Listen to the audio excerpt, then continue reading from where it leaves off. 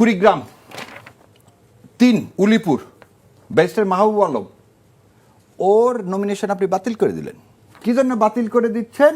যে ও যুক্তরাজ্যের নাগরিকত্ব ত্যাগ করলো, সেই জন্যে তারপরে তার ইয়াটা আপনি বাতিল করে দিলেন। আর ফেনী ৩ আব্দুল আওয়াল মিন্টু সেম ফর্ম, এনারটা আপনি কি করে দিলেন? বৈধ ঘোষণা করলেন। মান্না ভাইয়ের বগুড়ারটা আপনি বাতিল করলেন, ঢাকারটা অ্যালাউ করলেন। তাহলে আপনি সরিষার মধ্যে যে আর দেখেন, এবারে যে কথাটা বলবো একদম সমস্ত বিএনপির ভাই থেকে শুরু করে সবাইকে ওই সম্মানের সহিত বলতেছে, আমরা একটা ডেমোক্রেসি চাই, সেই জন্য আমি এই ডকুমেন্টগুলো দেখাচ্ছি, না হলে আমি হয়তো দেখাতাম না। এটা কাউকে হার্ম করার জন্য না। জনাব তারেক রহমান উনি ওনার হলফনামা দিলেন।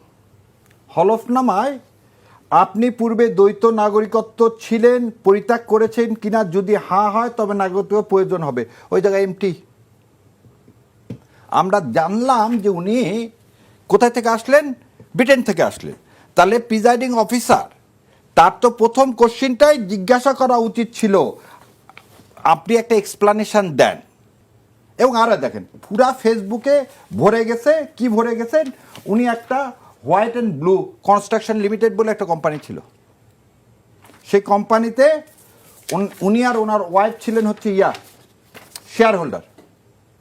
এবং ওই কোম্পানির ফর্মে লেখা ছিল ওনার ন্যাশনালিটি ব্রিটিশ, ওনার ন্যাশনালিটি ব্রিটিশ। দেখেন ব্রিটিশ লেখা আছে, এটা তো আমরা সবাই দিবালোকের মতো পরিষ্কার।